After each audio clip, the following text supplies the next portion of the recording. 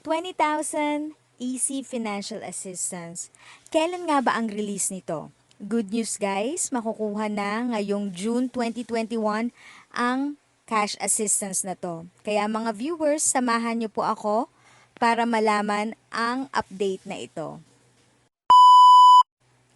What's up mga people? Thank you for tuning in sa aking YouTube channel. Ako po si Tita Eda. Mag-share po sa inyo ng mga government information and government tutorials and tips and tricks na pwedeng makatulong sa inyong mga inquiries or questions. Kaya feel free to subscribe, click yung notification bell para sama-sama po tayong maging updated.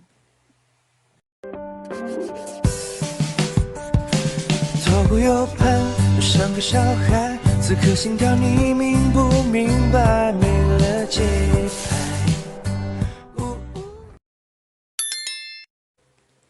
ECC pensioner makakatanggap ng 20,000 simula ngayong buwan. Magandang balita para sa mga kwalipikadong pensioner ng Employees Compensation Commission or ECC. Uumpisahan na ng ECC ang pamamahagi ng isang beses na 20,000 tulong pinansyal sa mga EC pensioners sa pampubliko at pribadong sektor simula ngayong Hunyo. Pahayag ng Labor Department nitong Martes. Ang 20,000 tulong pinansyal mula sa ECC para sa mga EC pensioners sa pribadong sektor ay papasok sa kanilang account simula ngayong buwan ng Hunyo, wika ni Labor Secretary Silvestre Bello III.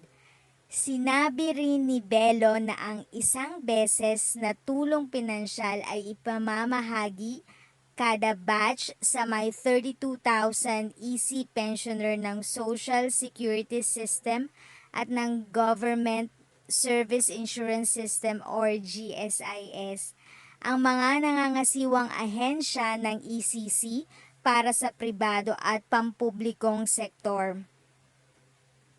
Sa ulat ni ECC Executive Director Stella Sipagan Banawas kay Secretary Bello, na siya ring chairman ng ECC, ang kwalipikadong EC pensioner ay hindi na kailangan mag-apply para sa tulong pinansyal dahil ang pagproproseso nito ay tulad rin ng pagproproseso ng kanilang EC pension.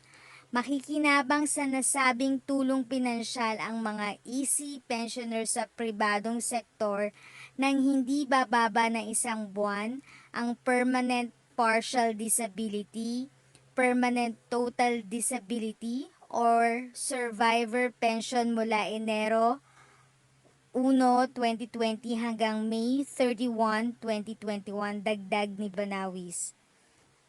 Nilagdaan ni Pangulong Rodrigo Duterte ang Administrative Order No. 39 Series of 2021 noong ika-19 ng Abril kung saan kanyang inaprubahan ang pamamahagi ng isang beses na tulong pinansyal na 20,000 sa mga EC pensioners sa parehong pampubliko at pribadong sektor.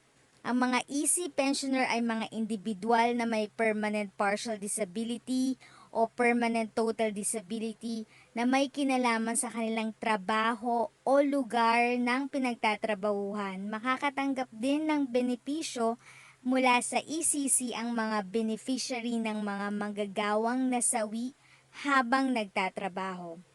Sa kaso ng nasawi na kwalipikadong EC pensioner mula January 1, 2020 hanggang May 31, 2021, igagawad sa kanyang beneficiary ang isang beses na tulong pinansyal. Ang EC pensioner ay may mas higit na dumaranas ng paghihirap sa pananalapi dahil sa kapansanan na kanyang sinapit habang nagtatrabaho o sa lugar na kanyang pinagtatrabahuhan. Dagdag pa rito ang kasalukuyang krisis dulot ng COVID-19 pandemic, ani Banawis. Umaasa kami ng isang beses na tulong pinansyal ay makakatulong para gumaan ang pasaning pinansyal ng ating mga EC pensioner. So, yun na nga po. According sa news itong June po start na matatanggap ang 20,000 cash assistance. So ayan mga guys, if you find this video very helpful at nagustuhan mo itong video, please like, share, comment, and subscribe to my channel and click the notification bell para updated kayo sa lahat ng videos na aking i-upload. Thank you ulit sa pag-tune in nyo sa aking channel. Again, this is Tita Eda. If you have a questions and you want information, just visit Tita Eda's channel. Continue to be a blessing and stay safe.